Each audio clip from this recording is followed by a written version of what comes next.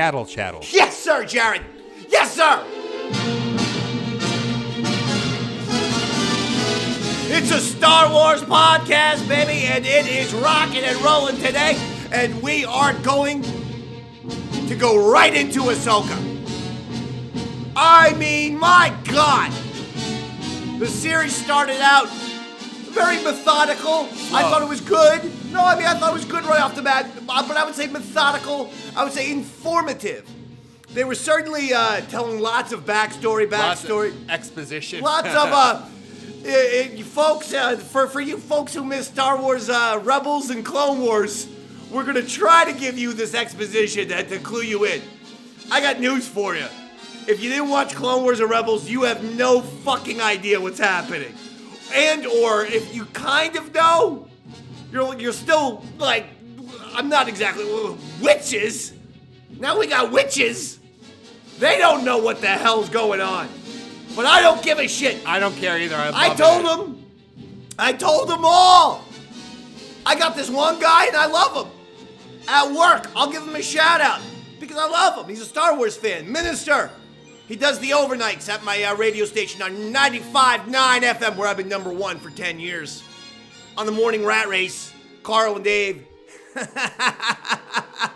I guess that makes me the number one Sith in the galaxy. That's who I am, Daddy. He's the number one Jedi in the galaxy. He's Jedi Jared. I'm Darth David. This is Yaddle Chattle. Let's get into it.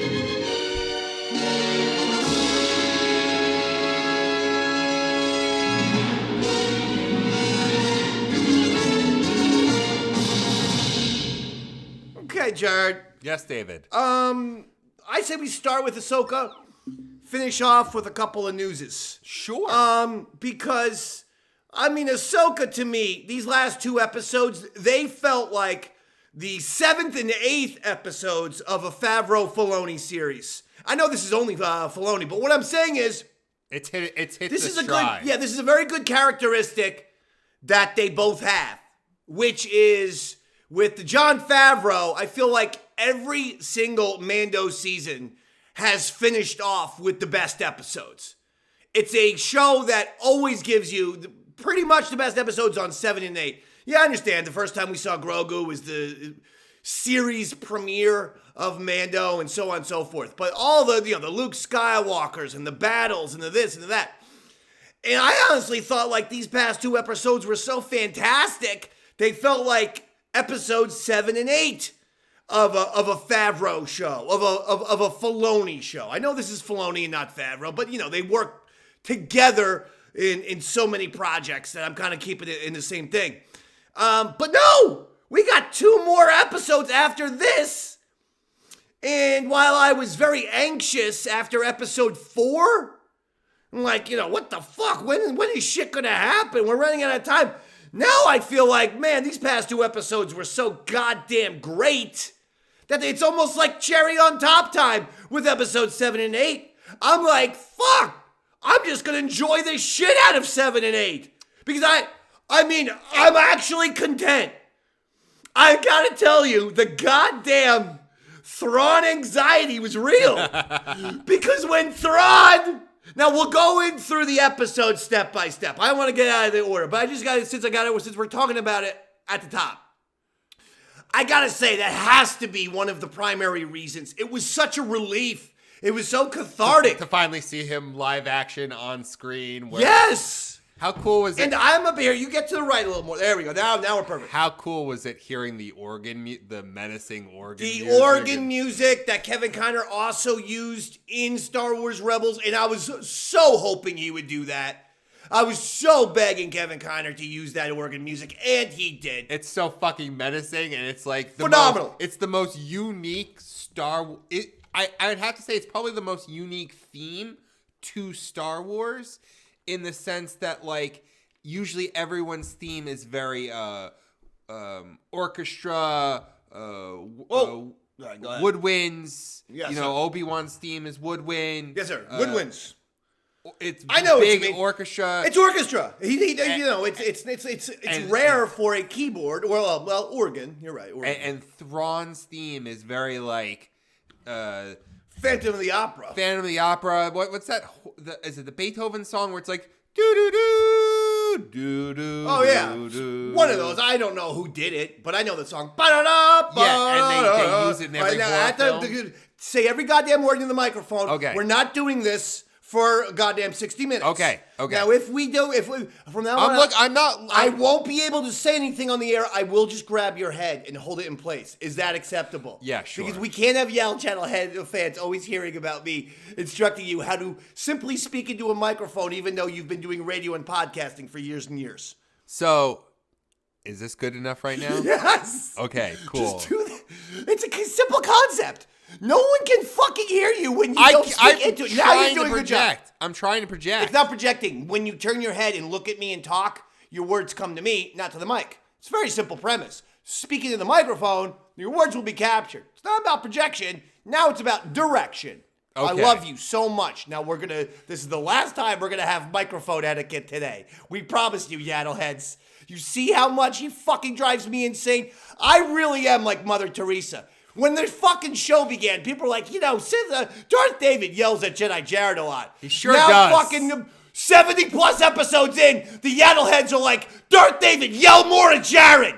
Every time he fucking talks to you, this is what it sounds like. Dave, I got a great theory. It's and then you get Yoda and Grogu, and they go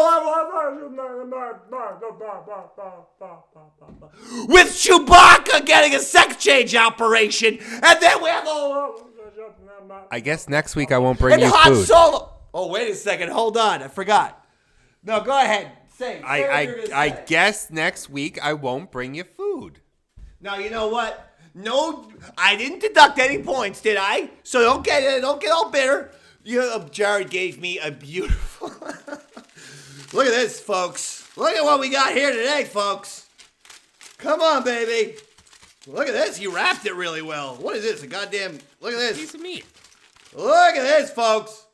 Look at that. That's what is this? What am I holding in my right hand here? London broil. A London broil, folks. Look at that. It was a big hunk of meat. I mean, I'll take it.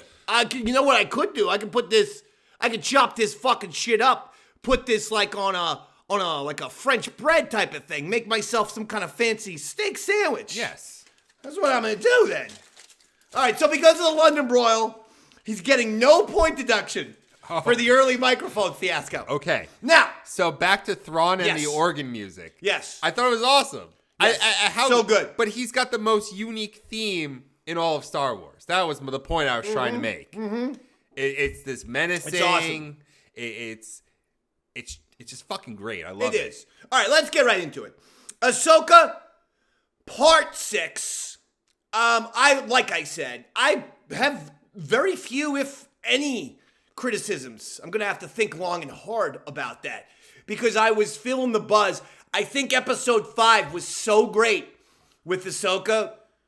I just felt the buzz. And all I wanted was them to get to the galaxy, not have a weird episode where we're following around Hera at the Senate with Mon Mothma and shit like that. And I was a little trepidatious that we might, because sometimes they do that on these shows. The Mandalorian. Remember that great subplot with the fucking doctor? The scientist, and the spy? yeah. And I actually loved that Mando 3 episode, and they didn't follow up on that at all. Oh, I think they're setting everything up for season. Oh. Well, no, I think this ties into Thrawn.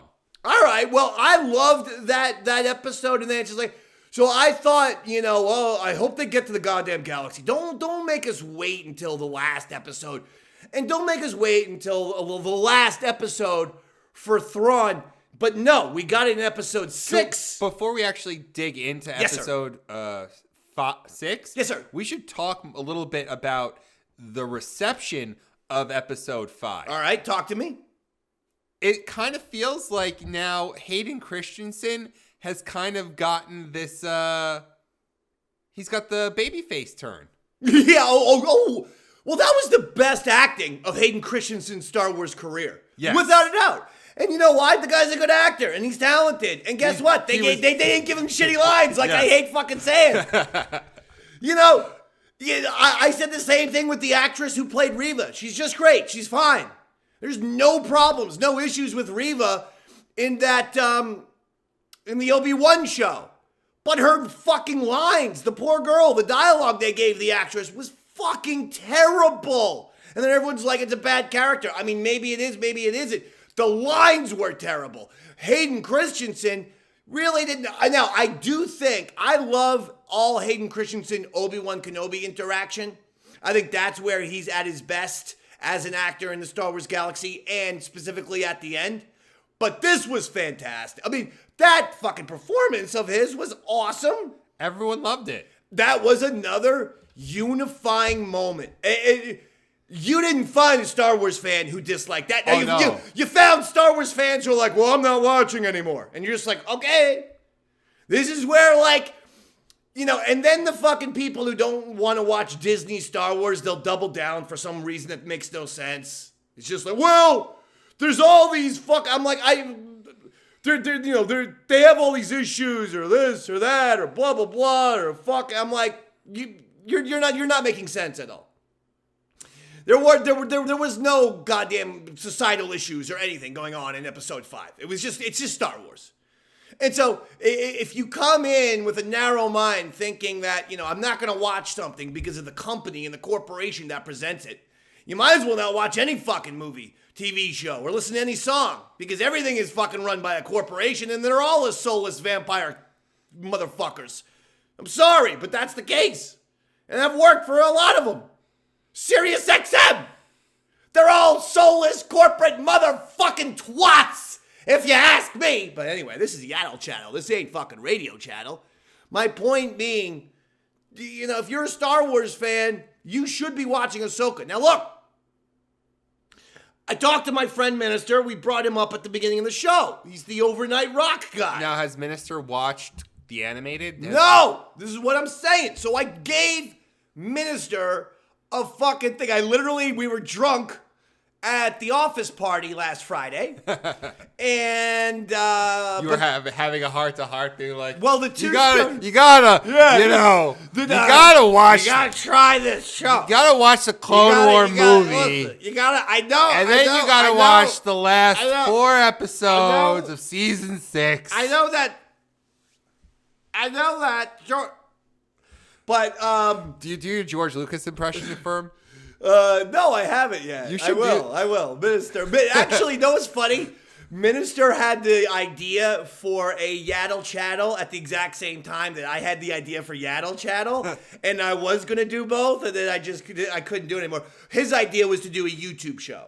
So don't worry, don't be threatened, Jedi Jared. He wanted to do a little like a 7-minute. You know how one of those very popular 7-minute Star Wars, you know, recaps, theories, and shit like that. That was what he wanted to do.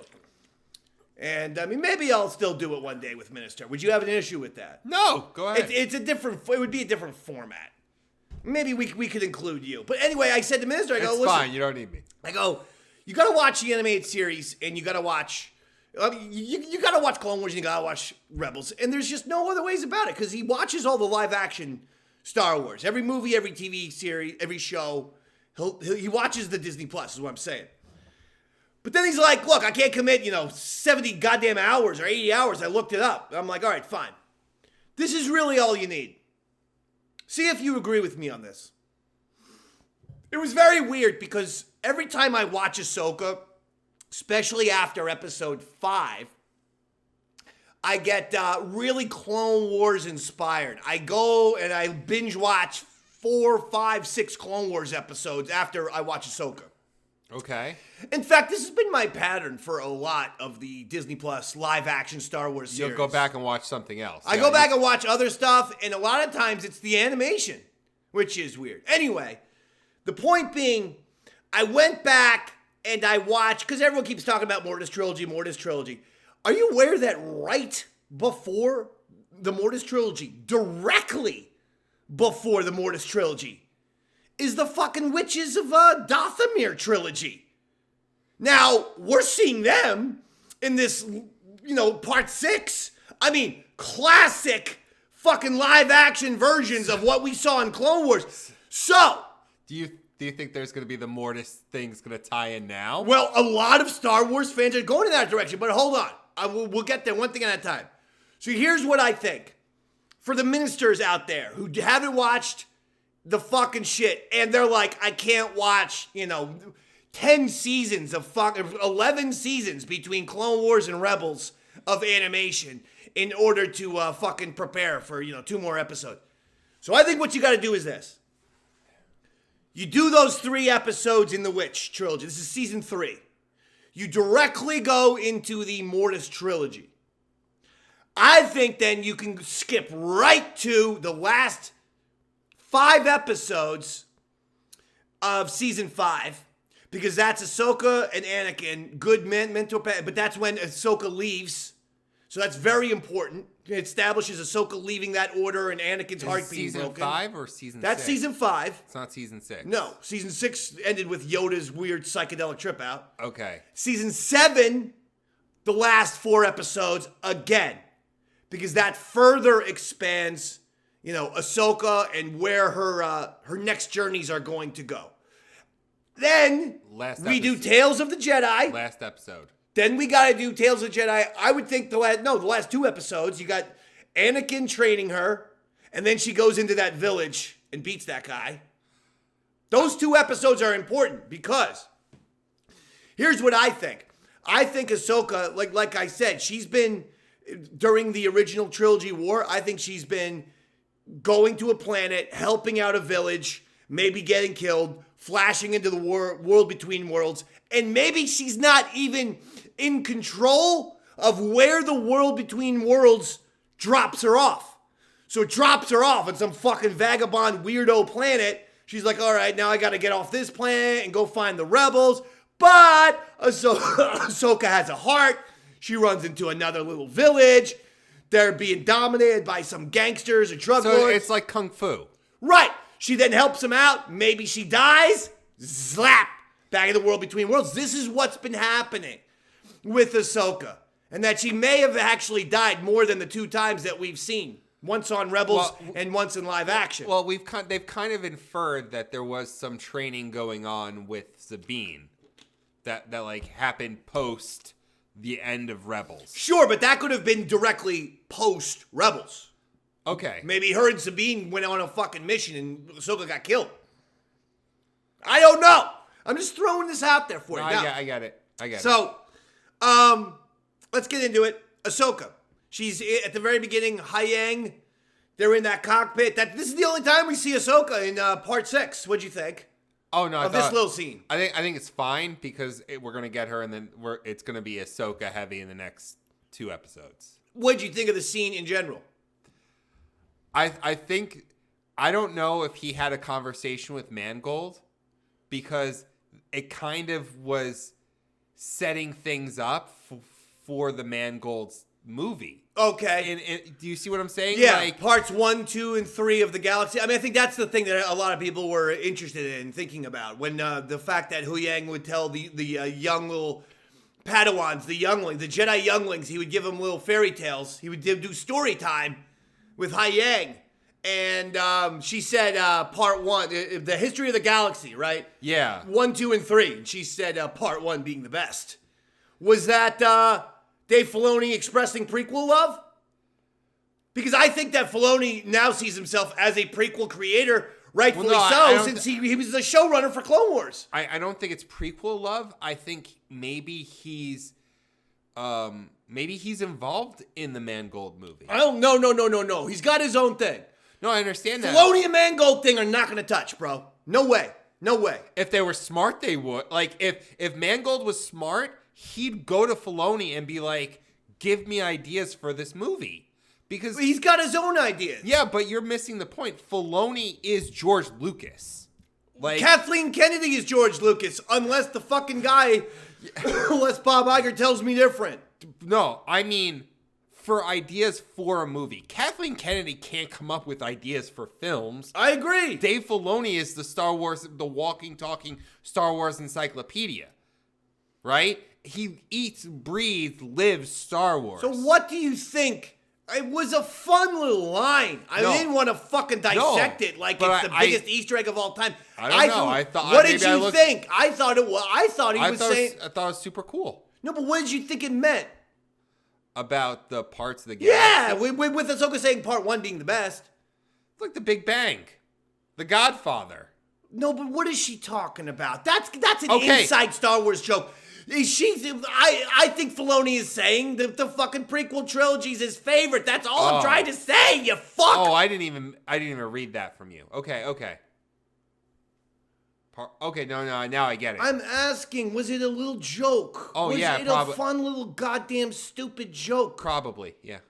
No, I was looking too much into it. Sorry. Yeah. Or was it maybe they're talking about the prequel trilogy and Filoni loves Phantom Menace because he says how important that whole Qui-Gon thing is and he's like a major Phantom Menace guy. Could that be it? It could be it. Or he could be talking about the original trilogy and saying the first movie's Hope? A New Hope's better. New Hope's the best? His favorite one. Could be talking about the sequel trilogy and say like Force Awakens is the best, the rest are dog shit. Pressing X to doubt. Pressing X to doubt. I guarantee you he's probably really sore about not being consulted during the sequel trilogy. I don't think I read him like that. I don't. I think that he's gonna put a face on for Kathleen. He speaks very highly of Rian Johnson. No, I mean publicly, Dave Filoni has said that the guy who he tailed around both J.J. Abrams and Rian Johnson, but says that Rian Johnson gave him amazing access to the film process, the filmmaking process. So I disagree. I don't think he's all pissed. He was included. That was simply his training ground for what he was going to do. Listen, they didn't ever respect the prequel trilogy and the animation. When Disney bought Star Wars, they thought, because everyone had said about Phantom Menace, George Lucas raped my childhood. Remember, that was the phrase. It's not me. That was the online phrase. I was like, what? You didn't like the pod race or Maul? But that's what they said. With the Phantom Menace sexually assaulted their childhood somehow. I might have said that once or twice. Like, they got in a world between worlds issue. And the whole point is, A, that was stupid. But B, then those people, those were like the original shitty Star Wars fans who were Star Wars fans. Because I would tell them, like, dude, so that means you gave up on the thing and you never saw episode 3? You never saw Revenge of the Sith? No, I fucking hate the prequels. So you never saw Revenge of the Sith, episode 3, where Anakin turns to fucking Vader? Where Anakin and Obi-Wan fight over lava? Where Yoda fights the Emperor? You didn't see that shit? No, I fucking hate the prequel trilogy. And now we're seeing, George Lucas always said, echoes in time. Echoes in time, that's what Star Wars is about. Here we are all those years later. It's the exact same thing with the non-Disney Star Wars fans who say that they're Star Wars fans, but they root against everything that gets put out. And you're like, or they don't see it. No, fuck that shit. I'm like, but you're missing good shit. If you have the attitude of fuck that shit, but you don't see it, it doesn't make sense. Especially if you consider yourself a Star Wars fan, or you once considered yourself a Star Wars fan. Well, I don't tell people what to do, but if you're not going to try something new, you're not going to know if you like it or dislike it. I guess, but you know what? Okay, so let me try to take that. Let me try to take the opposing side. Did I even finish my goddamn minister homework? Just real quick. Do the Witch trilogy, season 3 of Clone Wars. Do the fucking Mortis trilogy, season 3 of Clone Wars. Do the Ahsoka final 4 episodes of season 5. Do Ahsoka final 4 episodes of season 7. Final 2 episodes of Tales of the Jedi, and then do the final 3 or 4 episodes of Rebels, and that's it. That's a lot of shows, but I mean, I'm sparing you. Well, you've got to watch the episode where. Season 2 finale. Yes. Season 2, 2-part finale. Ahsoka and Ezra and Kanan go into the Sith thing and all that shit, and Vader, and that's when that's right. She goes, she gets killed, essentially. Spoiler alert. So yeah, do that, throw those in there. Okay? Did you write all that down? If you didn't, rewind. I'm not saying it again. Oh, you should also watch the episode where Darth Maul fights Obi-Wan Kenobi on Tatooine. That was a good episode. I don't see that playing into this series. I know, but it's a good episode. Well, come on. There's a lot of good episodes. Hopefully, if you take this bare bones minimum homework, essential episodes, because Disney Plus put essential episodes of Ahsoka. No! None of their essential episodes. I mean, come on. They're leaving out important. Dude, I fucking knew that these witches were coming. I just knew it. It's a great idea, though. I watched the Witch trilogy right before this episode. I felt so proud of myself for calling it. So anyway, Ahsoka and Hayang, they're fucking fun. Yeah. What was it?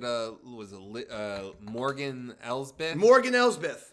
You don't know that she's a witch in the episode of the Mando, right? Like, they don't make any inference. I don't think so. That she's a Night Sister. They just say that she's the governor of this thing. Right. Of that town. Right. I agree.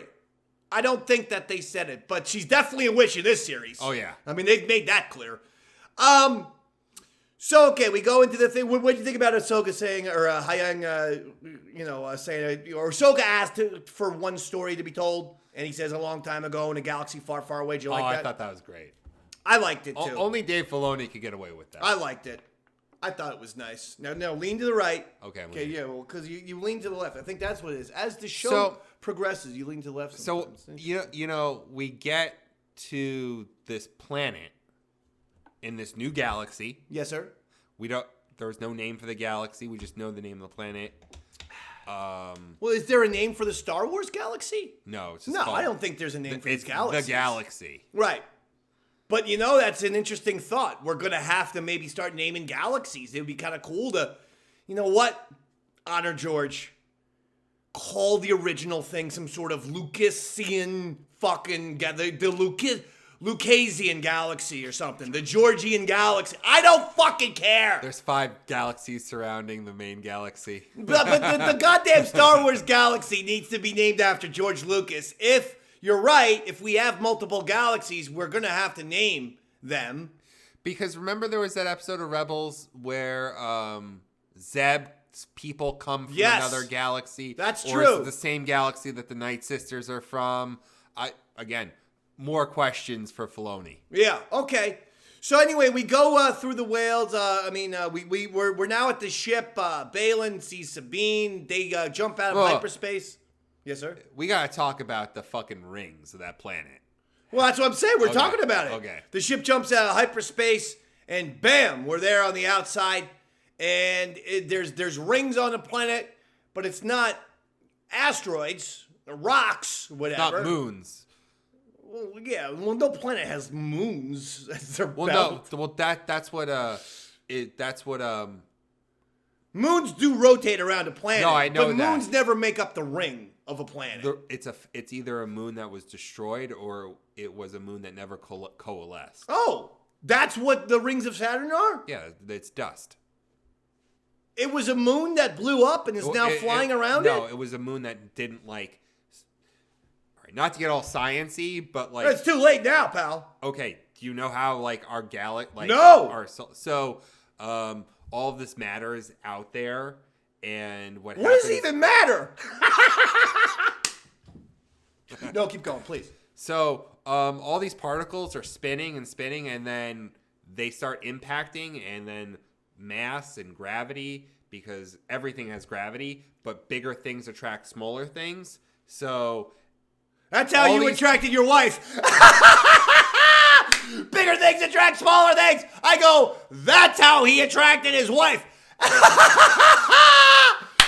Bigger things attract smaller things. I said, that's how he attracted his wife. Should I do it again? For a third time? I know that it would be 4. I did it 3 times. All right, let's go on for your rings thing. I understand how fucking rings work. I'm just joking with you. The goddamn bones of these whales. I don't know. I had to explain pollination the other day to somebody. So the bones of the whales, the star whales. They make the bones. They go there like the elephants. What's that place in Africa? The elephants go to a certain place to die.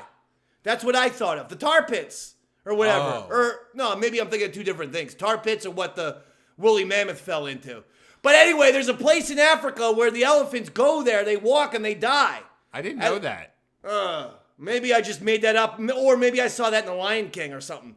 I'm pretty sure that's real. Well, I know in some cultures, but maybe it's not. In some of the Arctic cultures, like they put the elderly on icebergs and they ship them out to sea to die.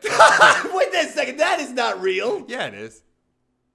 At least in my head, it is. Oh, okay. I thought it was real. That would be great. I thought the elephant thing was real. You never heard that before? I never heard that. Oh, before. Shit. Fucking made up. No, it might be real. I don't know. thought that, elephants like have like a special cemetery that they like to walk to and die. There are a lot of cultures. A lot of cultures and animals that have some kind of death ritual. Whoa, dark. Pretty dark for a Jedi. Death ritual over there. So that was cool. Then they get there. They land on the planet, and then we really get the witches. We get the good old-fashioned alien witches. We get Morgan Elsbeth, who is a witch. Is she a human witch? Is she wearing human disguise? That's what I don't understand. Is she like half Night Sister? Yeah, I agree. Or is she... I wish they would paint her up or do something or explain what the fuck is going on. Why she looks like a humanoid. Too much of that. Too much of that. I don't like Hera's kid, how human he is. They should have given him green skin. And I like Morgan Elsbeth, the character, a lot. I think she's a good character, strong character. But I'd like them to explain where the fuck she came from. Or why she doesn't look like Ventress. Ventress is a nice sister. By the way, now's the time. To bring her in? They have put out now I thought you would never get to see Ventress in live action because I thought you would never see the witches. Well, here we go. We got the witches. It is time to put a phone call into Angelina Jolie tomorrow. Oh my God. Ventress was patterned after Angelina Jolie. I can see you that. Can't tell me she wasn't. 2008 or 9, she made her appearance.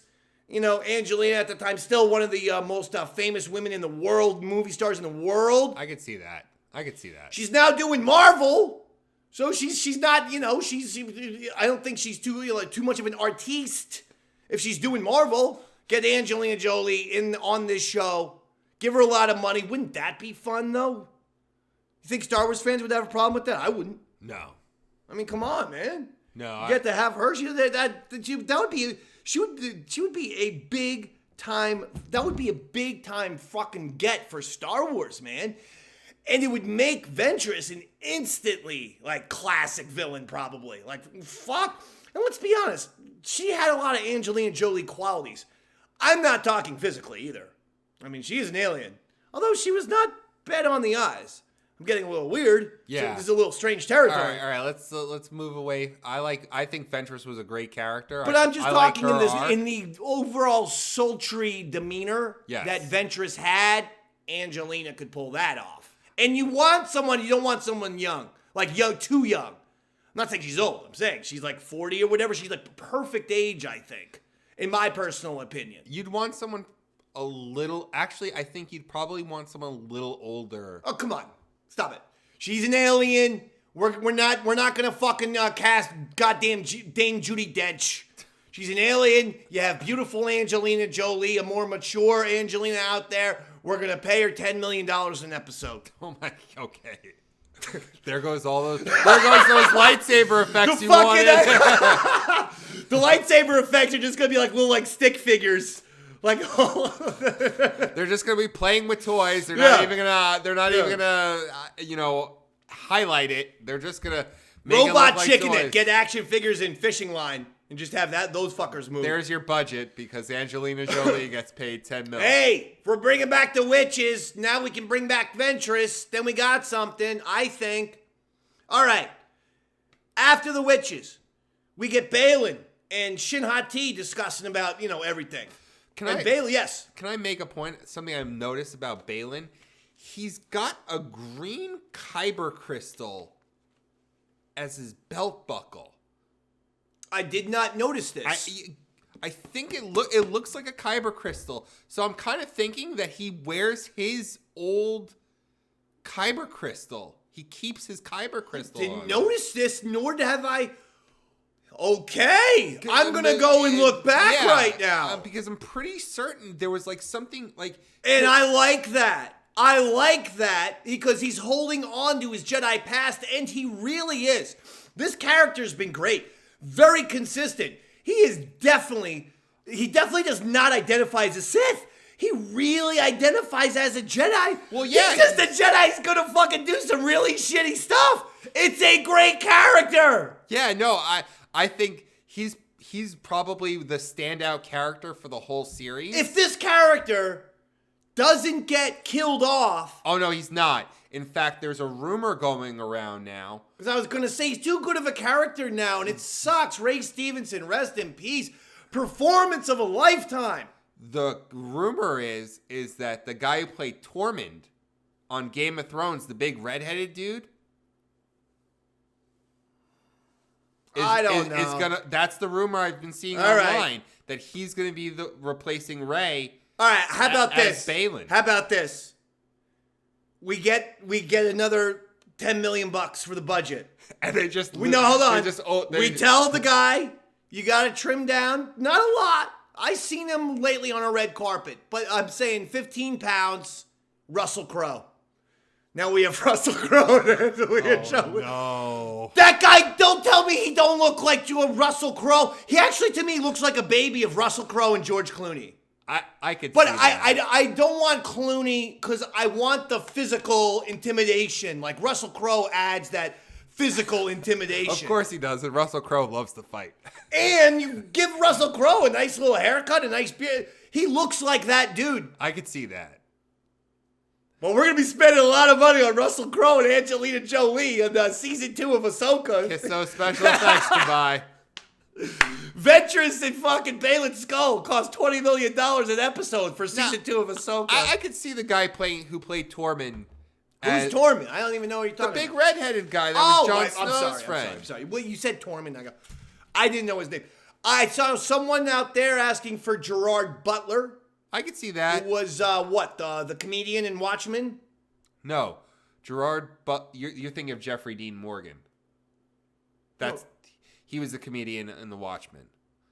Jeffrey Dean Morgan? Yes. No, are you sure? Yes. Go ahead. What is Gerard Butler in? He was in was that Law Abiding Citizen? P.S. I Love You. One of my favorite movies, Rock and Rolla. Rock and Rolla? Yeah, you never saw Rock and Rolla, Guy Ritchie movie? Oh, right. Idris Elba's in that. It's got a huge cast. And it's one of my favorite Guy Ritchie movies. Jeffrey Dean Morgan is the comedian. Yes. In Watchmen. Gerard Butler, to me, Jeffrey Dean Morgan, and the guy in, who won the Oscar for the Coen Brothers movie for No Country for Old Men. Oh, Josh Brolin? No. The fucking bad guy. Oh, Javier Bardem? They all look alike. They're like triplets. At least, Jeffrey Dean Morgan and Javier Bardem look alike. Actually, I've always thought that Jeffrey Dean Morgan and Javier Bardem look alike. John Hamm. Oh, okay. I always thought that if John Hamm got the role of Don Draper because Jeffrey Dean Morgan didn't turned it down or had a scheduling conflict, because I could totally see Jeffrey Dean Morgan playing Don Draper. So anyway, Baylon says, basically he's sick of the fucking cycle. He says Jedi and the Empire rise, fall, rise, fall. Sick of it. He's setting up old man Luke. All right, talk to me. We got a Yaddle Chattle theory here from Jedi Jared. That's where Luke is in episode 8. Yeah, well, yeah. I mean, you mean mentally? Yeah, mentally. Right. They're at the same point. So my thing is, maybe Baylon has some kind of interaction at some point with Luke Skywalker. They're just having this conversation. I was friends with your father, blah, blah, blah. Aren't you tired of this? It's all so tiresome. It goes in and out, in and out, in and out. It kind of, Luke doesn't really think about it because he's young and he's still young and idealistic. And then one day something happens. Maybe it's when what's-his-face turns to the dark side. His nephew turns to the dark side that it clicks. Okay. Because it's the same theme, isn't it? I know. I think that Baylon Skull wants to destroy everything. Here's what I think. Baylon Skull is going to say that entire fucking galaxy is just one goddamn yo-yo of good and evil, and it causes distress, death. It causes pain and suffering for so many billions and billions of people because these two fucking sides can't work it out. And I think he's going to say, I'm going to tap into a power in this galaxy and fucking destroy the entire galaxy. That he'll use some sort of either portal or that machine or something to create a device to fucking eliminate that galaxy. By the way, in doing so, that would officially mean no sequel trilogy. They never existed. Everything else existed. All the George shit existed. Clone Wars existed. Rebels existed. But Filoni says, fuck you, Joe Boo. Fuck you, sequel trilogy. You really did fuck everything up. We're killing all of you. Now, all jokes aside, what do you think about that? That Baylon Skull, not Thrawn, is basically going to be pulling a fucking Thanos. And like Thanos with the, half a population thing, this guy's more like, look, here I am. I'm no longer in that shitty-ass fucking galaxy. I'm in this galaxy. All we gotta do is figure out something that, like, a weapon that can go through time and space and everything and take that galaxy out. Just erase it. Maybe collapse it. In and of itself, he could get some technology where the fucking the thing just gets erased. Almost like words on a keyboard where you hit the space and it's gone and the next sentence pops in. The whole galaxy erases, and the galaxy that was beyond that one is moved up. Oh, I don't necessarily see it like he wants to destroy the galaxy. Destroy! I think he wants a reset. So this is more world between worlds stuff then for you. Well, I think he's got. I mean, I agree with the it's also tiresome theme that, like, we're not Jedis, but we're not Sith. Like, they wear Jedi armor. It looks like just like what Anakin and Obi-Wan would wear in battle. So it's reminiscent of the Clone Wars. We're still at war. This is war attire. That's not attire that they wear in peacetime. They wear the Jedi robes, right? Yes. But when they go into battle, when they're leading an army, they wear the Jedi armor. So the way I see his philosophy is he's like fuck this shit, because she goes, won't we finally, now that Thrawn's like back in the picture, attain power? And he's kind of like, I'm beyond that kind of this power. By the way, you know what he is referred to? Him and Shin-Hati are Bakken Jedi. Did you know that? A Bakken, B-O-K-K-E-N. Oh yeah. They mentioned that. Is a Jedi who is raised in the wild after the fall of the Jedi Order. Is called a Bakken Jedi. B-O-K-K-E-N. It's probably very similar to Broken. Yeah. I mean, it makes me think of the word broken, and I'm sure that's not by accident. I wouldn't be surprised if it had something to do with, like, the concept of a Ronin, because a Ronin is a masterless samurai. Right.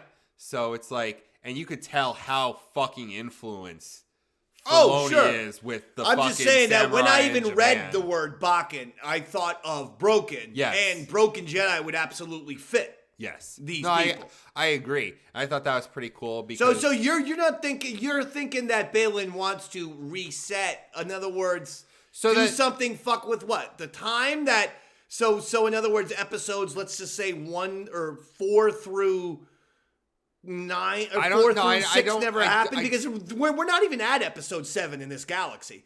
So in other words, he wants to fucking reset episodes 4 through 6? I don't understand. What does he want to reset? I think he wants to reset the balance of power. Well, this is my point, Jared. Just make it easier. It's not he should be destroying. the threat. Well, yes. How else can you do it? You say this. Fucking Luke. Fucking Yoda. Fucking Palpatine. Fucking Vader. Jedi Sith. Jedi Sith. Jedi.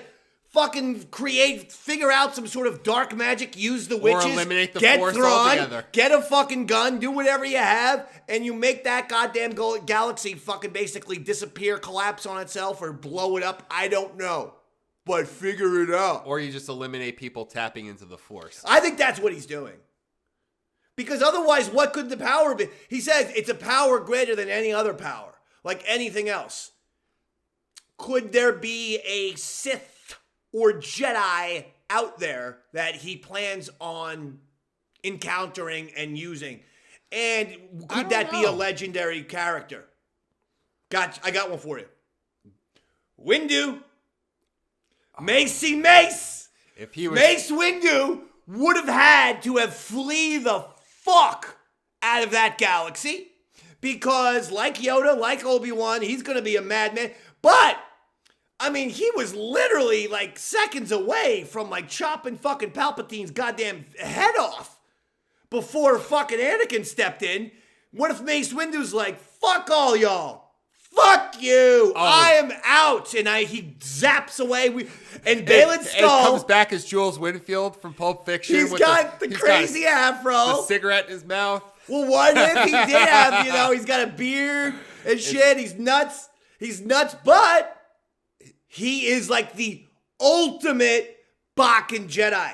He will be the Yoda of Bakken Jedi. The Palpatine of Bakken Jedi. Baylon doesn't tell shit. He's looking for him because he's looking for a master because Mace Windu's all fucked in the head from all the events that transpired to him. Bam! I got it for you. Baylon is going to get Mace Windu. You heard it here first on Yaddle. How great would that be if Sam Jackson came back? I've called shit before. Well, you see, calling it right now. But isn't technically also Ahsoka a Bakken Jedi? Hell yeah! So you have two sides of the Bakken Jedi. That's right. You have dark and light. Again, you have the dark and light. Absolutely. It's fair. So it's like you really got four kind of groups now, rather than just the two, the Jedi and the Sith. You got the kind of the gray Jedi who embraces the light side and the gray Jedi who embraces the dark side. Jared. I love how someone was like, there's no such thing as dark Jedi or gray Jedi. And I'm like, Baylon. You look at him. Even Ahsoka's technically a gray Jedi. Well, I think I see more Baylon because he's done bad shit. I don't think Ahsoka commits too much murder. I don't think she commits murder, but I don't think that, like, he's a mercenary. She's killed in self-defense. She's also killed as a soldier. But then, like, he's killing for money. He's roaming the West as a gun for hire. She's roaming the West to right the wrongs. Yes, sir. All right. Now we get to one of the great introductions of all time. Thrawn. First of all, the Star Destroyer has never been as menacing in Star Wars. You might have to go back to episode 4. You might have to go back to the first one, or Empire Strikes Back with the Super Star Destroyer. This was one of the most intimidating Star Destroyers. The Chimera, right? That's what it's called. Fucking Thrawn Star Destroyer was so scary when it got to that tower, even shaking Sabine's prison cell. And it was so fucking badass. And then right away, you're like, oh my God, it's happening. This can't be for anybody else.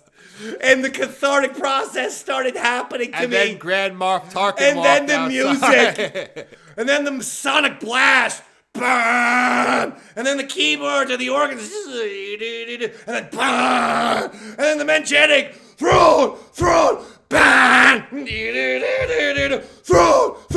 bam! Thrawn, oh my God. As if you can't tell, I behaved in a way that was almost not human.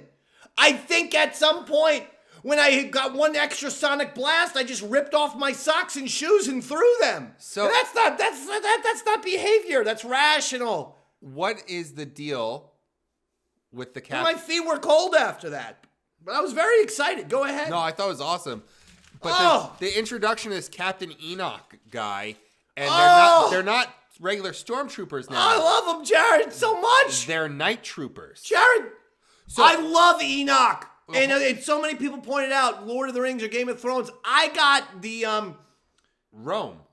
Gladiator. Yeah. I got back to Russell Crowe, of all things. Well, Russell Crowe, when he fought the one guy who, remember when Joaquin Phoenix tried to set up Russell Crowe and he had the tigers popping out? Well, you know, that guy who came out of retirement with the metal thing that came over his face. It looked just like that. Well, again, but I loved it. I loved it. Yes. Filoni probably was also a fan of the HBO show Rome. Ray Stevenson was on Rome. I thought you were talking about ancient Rome. Oh yeah, okay, good point. All right, I was gonna shit all over you, but Ray Stevenson was on Rome. And here's the other thing that I thought made sense. But that's actually the series Rome has. Why do you think the guy's helmet looks like that? I have a guess. What? I think that you saw that these stormtroopers were all bandaged together. They've been through hell. Don't forget, the fucking Star Destroyer is all beaten up because Ezra and him had the whales drag that Star Destroyer between galaxies, so it's all fucked up. They're not. So here's a big thing we got to take into consideration. Well, I know. I'm about to give you my theory, but go ahead. The night troopers... To the mic. They're called night troopers because they've been imbued with some Night Sister magic. Yeah. Oh yeah. I agree with that. But okay. With Enoch, Captain Enoch. Fine. But I'm talking about the man's face mask. That was the question I posed to you. Rome. No. There is a reason an ancient Rome doesn't fucking exist in the Star Wars galaxy, meatball. I'm talking about why is that guy wearing a fucking stormtrooper mask that looks like that? I'll tell you why. I don't want any goddamn rubberish out of your mouth anymore. Okay, let's hear it. All those stormtroopers are beaten up. They've all been through hell. And who knows? Maybe they were under attack with some of those fucking weirdos in the wasteland. The samurai guys. Right. Thrawn collects art, does he not? Oh, yeah. And he even makes sure that he brings some of his art and he even decks out his Star Destroyer with art pieces. I think the guy's stormtrooper mask literally got blasted off, but he did something where, like, he put himself in the line of fire for Thrawn. He saved Thrawn's life, got his whole fucking face and his stormtrooper mask melted off. So he's a real, like, hideous, fucking freak-looking sloth Goonies, all ugly burn victim, and that type of thing. But yet Thrawn, to honor the guy, to basically thank him for risking his life, he takes one of his statues. He's an art collector. He takes the fucking the face off of a statue. He melts it onto the guy, and then he says, "And now you're my number one." And going forward, anyone who achieves a big rank in Thrawn's army, like a captain, will get one of those masks because because Thrawn established this brand new tradition. You're not going to see every stormtrooper running around with a mask. I'm saying the generals, the main fucking guys. You do something big time and heroic, you get a mask. But I think that mask is from Thrawn's art collection.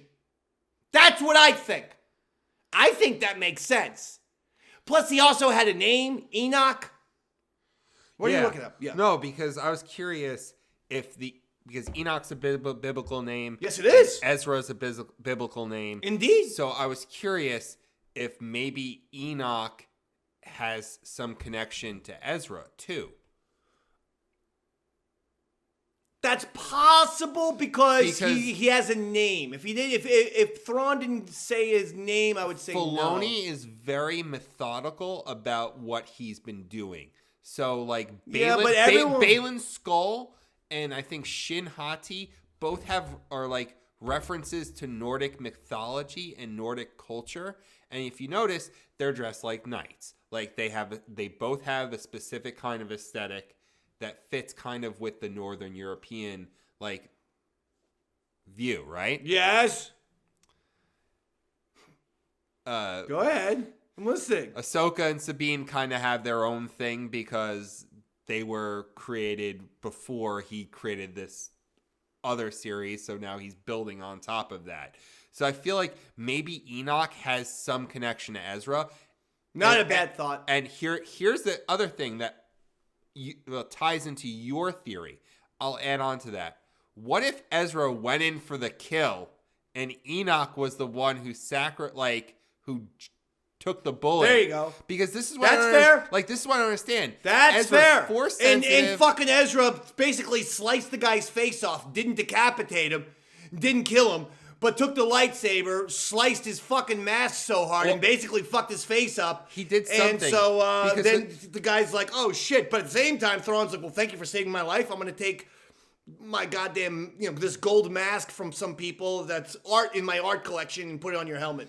Because this is what I have the biggest question is, why didn't Ezra, once he got Thrawn away from Lothal, why didn't he just finish him off? Well, I guess that's what we're going to get. Well, let's get into that. So they let Sabine go. They let Sabine find Ezra. I was really surprised about that, but I'm sure Thrawn has some sort of Thrawn's reason. playing 4D yeah, chess. He's going. Obviously, he want. But okay, Ezra's on the planet. Yes. They know where he is, and they don't want to kill him. They don't know exactly where he is because he's Force sensitive. He can. And Why doesn't Thrawn want to kill Ezra? I think he's using Ezra as a pawn to get all of his enemies. Okay, here's my thinking. Who's his biggest threat? Yeah. Ahsoka, Hera. Who? Thrawn? Yeah. Okay. Ahsoka, Hera, Ezra, all the rebel people, right? Right. Get them all in one spot, knock them out, and then there's almost no one to stand in his way. That's not bad. I think Because Thrawn might be doing this if, he's like... By the way, okay, so how much time has elapsed? Between... When we saw Ezra and this. 8, 9 years? Okay. Maybe What if... longer than... Well, no. It's got to be 15 or 16 years. Okay, what if Thrawn was thinking, I'll keep that little fucking asshole alive on the planet in case I just can't get off this rock, and I'll somehow force him to grab one of those whales and bring us back to the galaxy. I was thinking, why didn't Thrawn try to hijack one of the whales or, fish, maybe. Get some, nice bait and just go fishing in space. Maybe you can, I don't know what you would use for bait for a space whale. They're very large. Well, they use the gas. Wookiee? It's gas. Oh. They eat that gas. Remember that episode? I give them something with a little protein. Maybe like a bantha. Yeah, I get a fishing pole. I chuck a big bantha out there and then just try to get one of those space whales. And then you ride the whale and boom, you're good to go. But in all seriousness, I think that's why maybe he kept Ezra alive. That he thinks, hey, Ezra's my fail-safe plan because he's the only way I can get off this planet. No, I think, no. The ship is fucked. He had the connection with the Night Sisters, and they were the ones that were getting Morgan Elsbeth to come. So this is all, he wants to eliminate all of his enemies. Then I don't understand why he's leaving Ezra alive. What did you think about? Because he knew that Sabine and Hera, his family, would try to find him. And he doesn't know about Luke Skywalker. No, I hear you. I got your theory. Leia. I got it. He doesn't know about the OT people. Yeah. But to get rid of his enemies all at once. I know. All right. I mean, like Godfather. All right. Maybe. I just feel like Thrawn. That's a little easy for him. I feel like it's more about how he can use Ezra's force power. I don't know if that. Yeah, I think it's about using. I mean, someone. if he wanted to use someone for force power, he could have just used the witches because they're force sensitive too. Doesn't want to use the witches, or maybe the witches have a different force power. Maybe he thinks that Ezra, has a different sort of force power characteristics that he needs. I don't know. Let's go on. Sabine. She finds Ezra. What'd you think of the Ezra guy? The character. He looked just like the actor. He looked exactly like him. I thought he also looked like Oscar Isaac, too. Yes. Then I started thinking they should have cast Oscar Isaac as Ezra. That'd be a little confusing. And then we find out his name was Poe Ezra the whole time. No, but I thought Ezra was great, and I like those little crab aliens. people. Yeah, I like the little turtle crab people. You know, the thought that went through my mind was, what if these are Jawas? Yeah, no, that's in the other galaxy. No, I mean literally, like this is what Jawas look like under the robe, but the eyes weren't glowing. No, I shut my own theory down because of non-glowing eyes, but I liked my theory if they had fucking glowed the eyes. Damn it! That's what my wife. We could have been looking because they sounded like Jawas, didn't they? Well, I think that was like, this is this galaxy's equivalent. I know, but I wanted to make them to be the Jawas. But see, these are these are the OG Jawas, so they don't need robes. Yeah, but if you didn't have to notice, they're very skittish. They're not pieces of shit. They don't rip. They're not ripping you off. Jawas are pretty skittish, bro. They're fucking assholes. They'll rob you blind and then try to sell you back what they robbed. Yeah, but if you're like, hey, get over there, like, and all that shit, they're skittish. So she gets Ezra. And that's pretty much it. Then we go back to Thrawn, right? And Thrawn's like, I'm preparing to basically fuck everything up. Great episode in my personal opinion. How cool was the Night Sister gold on the Chimera? Oh my God. The repair, like they. I loved the Night Sisters every time they were on screen. Did you notice how fucking cool the music was when we first saw the Night Sisters? Yes. When they were making that awesome laser triangle with those balls and another henge. Dude, it's the same set. We've been saying that they have a henge or they have a mountaintop built at the volume or close to the volume. There's a mountain in California that they clearly have access to and can use whenever they want. One of the three things is happening because it's the same location with Grogu, with the stones. I saw that location on Mando 3, on Mandalore. Well, that's what they do. They reuse sets all the time. I know. I'm just saying that it's getting very obvious that circular set and or mountaintop that they have access to is being used every single time now. Let's not, use the goddamn fucking mountaintop forever for the I get it. entire existence because it makes the shows all look too similar. You do start to get bored with that specific. It's not cool. Well, it's like we've seen 8,000 fucking henge is now. Kind of over the henges. Well, that's the thing with Tatooine. Everyone's like, this. Why couldn't the fucking witches have a cool ass goddamn fucking awful like a cool dark gothic looking castle? They're doing real dark gothic fucking Star Wars shit in a gothic castle. That to me is something new. You see, here's something we haven't even discussed. And I think a lot of this is actually going to tie into the James Mangold movie because they say, boy, I think I disagree, but I want to hear what you have to say. They say this planet in this galaxy is where the Night Sisters come from. Right. Right?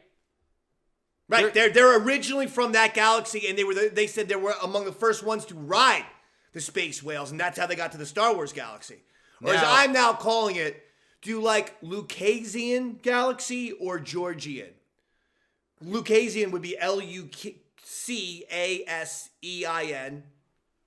For George Lucas. That's how I'm going to be referring to the Star Wars galaxy. So now. Is the main galaxy the Lucasian or is it the Georgian? No, the main galaxy with Luke Skywalker, Princess Leia, the Empire. That's the Lucasian galaxy. This fucking this new one, I don't know, whatever the fuck you want to call it. Call it the fucking goddamn Filoniville for all I care. Call this galaxy Filoniville. Okay. But the Lucasian galaxy. So. Yes. That's the one that has Yavin and Endor and so on. Yeah. Everything we've ever heard about Star Wars is that the Force exists in this galaxy. It's what binds everything in this galaxy together, right? We go to this new galaxy, and they have the Force too. They definitely do. Yeah, the Force works there. So this opens up like. Oh my God! Yeah, you so can have many different possibilities. You know, the more I think about it, my fucking galaxy idea is actually brilliant. Because seriously, think of it like this: if you have a Lucasian galaxy, you're setting forth that obviously this is all the shit that George did, and if you give something new, you know, like 50 years from now, 80 years from now, put that meat away. 100 years from now, the meat has to go away. No, it should be put in the refrigerator. It smells nice though. I've got to use the bathroom. You gotta use the bathroom. Yeah, so why don't you stretch while I use You have to use the bathroom now while we're on the air. Yeah, I really have to pee. All right, you have to piss? No. Come on. We're going to finish the show now. All right. We're going to run through these 3 stories real quick. So I got the email from Tom Cody. I have to pee. I do. I know. It's just what a bizarre ending. I'm sorry, I gotta pee. To a fucking... Then you're supposed to say, I believe he said he had to pee. He had 7... Oh, I believe he said he has to pee. He did have 17 root beers or Dr. Peppers today. What was with Forrest Gump drinking all those Dr. Peppers? What was wrong with that guy? He didn't want anything else. He doesn't drink alcohol. 17 Dr. Peppers? Diabetic One coma. fucking sitting? I know. So all in all, did you like the episode? Episode 6. Oh, I loved it. Where did you rank it against episode 5? I feel like they've been the strongest too. And I think you believe the same. I would say it would be 5, 6, Okay. 4, 3, 2, 1. Okay. 2 was the one where they were on the thing getting the guy. It reminded me of a Mando season 3, episode 4 or 5 type of thing. There was one episode where they just caught some like guy who's still loyal to the Empire, right? Yeah, that was episode 2. 2? Yeah, that one's been the weakest for me. Okay. I didn't give a shit about that. I'm kind of disappointed. But I thought this episode was awesome. I actually thought it was as good as episode 5. I really did. I felt like it was so fucking great. And then I go, oh, I can't believe we have 2 more episodes now. Now the 8 episodes actually felt big because they gave us Thrawn, and they had an epic episode before it with Anakin, and they introduced a huge, fantastic bad guy. Well done. So I got this. Which one? I'm gonna do 3 real quick. First, this depresses the fuck out of me. Okay.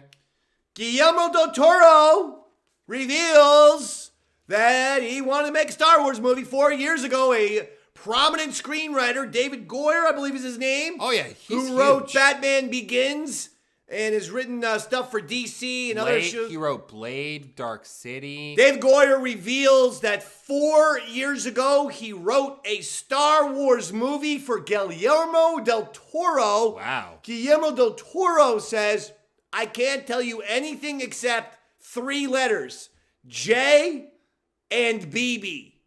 So now all Star Wars fans, aside from being devastated like myself, because that's as visual, as brilliant, as talented a filmmaker as you can get.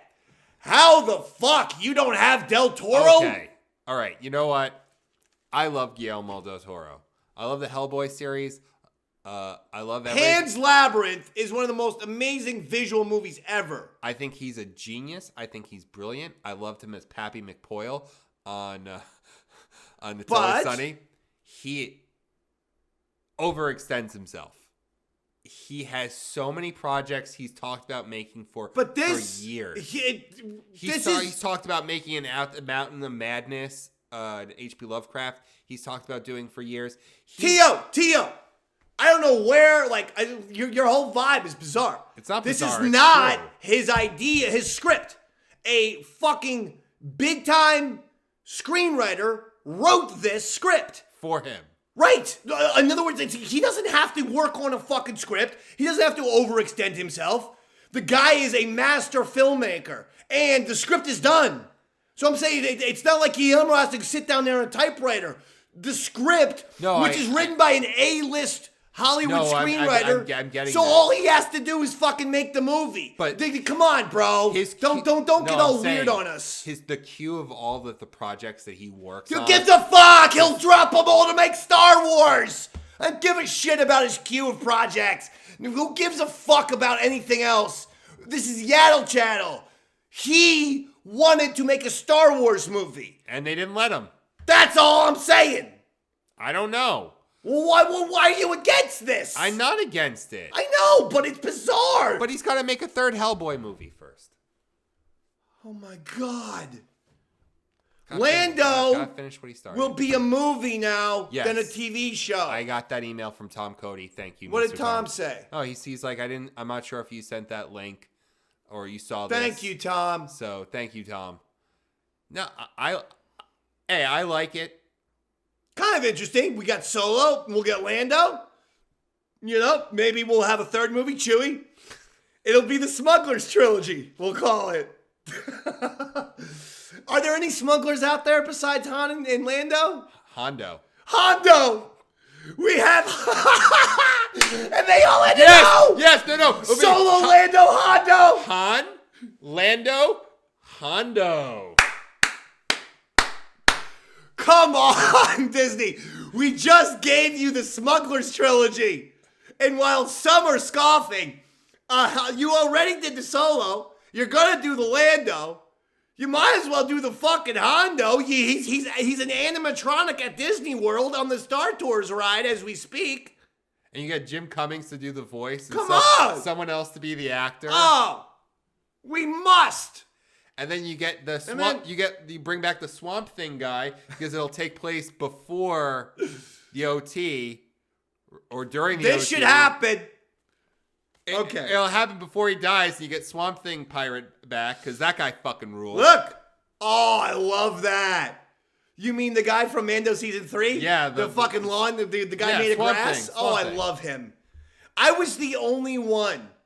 The only Star Wars fan who loved that green pirate. He was great. Roasted on every social media platform that I went to. Everyone he was unmercifully. Such a great character. I loved him. I was shocked that Star Wars fans hated that green guy. I thought he was wonderful. It's quintessential Star Wars. Oh, I loved him. It's something familiar bizarre and weird. But he's a pirate. Oh, he was great. How do you not love him? Like he's I was Blackbeard. really shocked. That Star Wars fans like, I fucking hate that guy. I'm like, this guy's awesome. Not everything in Star Wars is always going to look cool. We always want the cool looking aliens and monsters. But you also want some of the fun, weird, and goofy looking shit. Look at the cantina. They literally just put a giant mouse at the bar clamoring for a drink. You know, with a fucking and you have the little mouse who's just like, give me my drink, give me my... He's just a mouse. He's a mouse person. It's funny. There's a guy or a woman that plays... A guy made of hedges and grass is funny. Well, no, but in the cantina scene, there's a guy that looks like the devil. Right. And well, no, that guy came back. The fucking... It's actually a woman. She died recently or Do something. you know who played him? Remember Mando? Oh yeah. Clancy Brown. Yeah, Clancy Brown. Clancy Brown's now a guy who's been featured multiple times in Star Wars. That list is growing. Oh, he's great. We have Anthony Daniels with 3PO, and then as a human, we got Boba Fett. He did 3 roles. An Imperial officer in the original. He's the guy pointing the gun at Leia's head in the hallway. That's actually Boba. The original Boba. Yes. The original Boba. And then he's in the prequel trilogy flying one of the planes. Finally, Justin Timberlake says he and Lance Bass were happy when his NSYNC band members had their Jedi scene cut out from Attack of the Clones, episode 2. Holy shit. He says, me and Lance, these are Timberlake's words, not mine. He says, Lance and I were, quote, butthurt, close quote, that we were not in the movie. And so when their movie was left on the cutting room floor, we were excited and happy. Dude, I completely forgot about that. That was actually a big deal at the time. It was. I thought that the NSYNC guys made their appearance, but I thought it was in Phantom Menace. I was under the impression because Phantom Menace 99. But maybe In Sync, In yeah. Sync was still huge. Oh, no, yeah, I know. 2002 In Sync was still huge.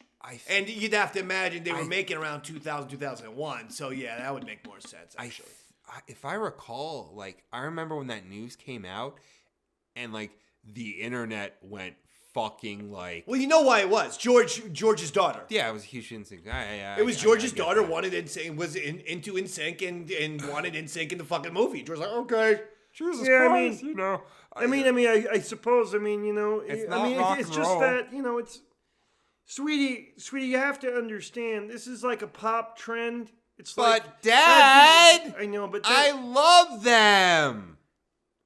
that'd be like me, you know, putting ABBA, you know, as the, starring role, you know, like, you know, we'll take away Han, Luke, and Leia, and we'll just put ABBA in its place, you know, in 1977, sweetheart. But Dad, Mom would have put Yeah. In Sync in the movie. You She would have insisted in it. You know, it's like in 1983, Return of the Jedi. Let's get him out of there and then replace him with the flock of seagulls. You see how stupid that would have been, sweetie? I mean, I'm not calling you stupid, sweetheart. I'm just calling your idea stupid. I'm not, sweetie, don't cry. I'm not calling you dumb. I'm not calling you dumb. I'm saying that the things that come out of your head are dumb. You know, it's like, and then, where do we go from here, honey? In a couple of years, am I, having to put Backstreet Boys or 98 Degrees? You know, you know how I feel about those fucking those 98 Degrees, and then Jessica Simpson, is she going to be a part of this? Oh my God. I mean, just do me a favor, okay, sweetheart? The tip monster. Just sit there, be George Lucas's daughter. Understand that in 40 years, you're gonna collect, about $1 billion, and just shut your little fucking face, okay? Well, she Thanks, works sweetheart. for it. I think she still works, doesn't Does she? she? Good for her. No, Okay, now for bonus points, and then we gotta get the hell out of here. How many In Sync band members can you name? If you can name, if you can get to 500 points, you win today's Yaddle Chattle. You win a prize. How many do I have to name? Well, there's 5 band members. I can only name 3. Let's go. Justin Timberlake. 1. Lance Bass. Lance Bass is 2. Joey Fatone. Okay. I Come on, there's 2 more. No. I met the Backstreet Boy. Come on. There was one who had like the braids. Is that AJ? He did a lot of reality TV. No, like, I thought that was Joey Fatone. Oh no, Joey did too. He does game shows. A lot of In Sync guys did a lot of stuff. Come on.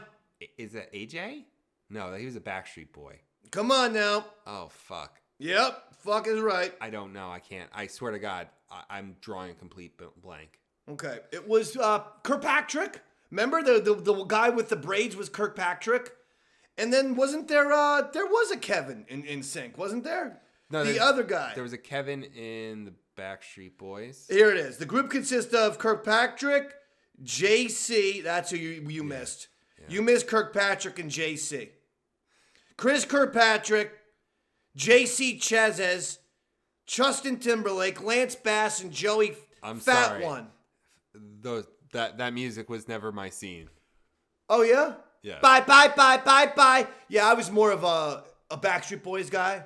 I was like, you are my fire. No, please. Desire. No, please. Why not? No. Have a little fun. Please don't. What do you mean? All right, I'm getting up. And then it's like Palpatine. You could start with some Star Wars karaoke. And I want it that way. Good evening and welcome to Palpatine Karaoke, ladies and gentlemen, as Jedi Jared has gotten up and gone to the bathroom to do number 1, I believe. If he is doing number 2, he should be forewarned. There is a lack of toilet paper in the party. And so if Jared does number 2, he will not have a lot to clean up with. And Jared's got a very healthy sized, rear end, if you haven't noticed. So you can imagine the amount of poo that comes out of it. So hopefully this is just a number one. Anyway, I'm Palpatine, and this is Karaoke Palpatine now. Tell me why ain't nothing but a heartache. Tell me why ain't nothing but a suitcase. Tell me why I never wanna see you say, I want it that way. Thank you very much. This has been Palpatine Karaoke. Goodbye, motherfuckers! Well, I don't think he's going number one. I'm not going. I went number one, goddamn. Did you go number one? Yeah, I got pissed like a racehorse. It took a while. Yeah, well, I gotta pee. All the Yaddle heads they're all writing right now online. They're doubting your whole number one thing. I had to take a master pee. Well, I mean, is there a cage match or should we just get out of here? Let's get out of here, please. Oh, man, I will say this. It's been an epic episode. Ahsoka has been, it's been an epic episode. Ahsoka's been great. Any of the little slowness that the show began with is done. Yes. Because I believe that was all due to exposition. Feeling the responsibility of having to tell people, about the Clone Wars and Rebels and shit like that. And I think we're past that now.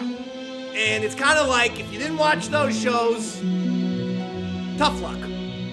Hey, if you got a Disney Plus sub, go back and watch it. If I was a Disney, if they're watching this show, they have a Disney Plus sub. That's the only way to watch the series. Just saying. Go back and watch it. Now listen. The other thing, hold on. Especially now that we've got like a writer strike and an actor strike still going on, we don't know when more content's gonna come out. That's a good point. So go back and watch the cartoons.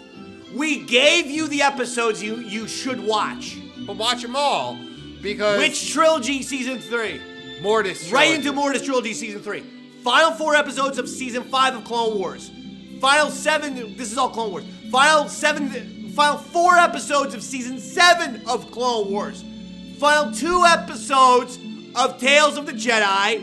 Final 4 episodes of Rebels. Watch that and then her Mando episode of season 2. If you watch that, you're good to go, I think. Yeah, sure. And the last 2 episodes of season 2 of Rebels. That's true too. So before you watch the last 4 episodes of season 4 of Rebels, watch the last 2 episodes of season 2 of Rebels. Right? Yeah. It's the Dark Apprentice ones. Well, listen. It's been a pleasure. Sure. What's on tap for you now? What's Jedi Jared going to be doing now? Just so all the Yaddle heads get a little sneak peek into your life. Going home and putting my child to sleep. Very nice. He's Jedi Jared.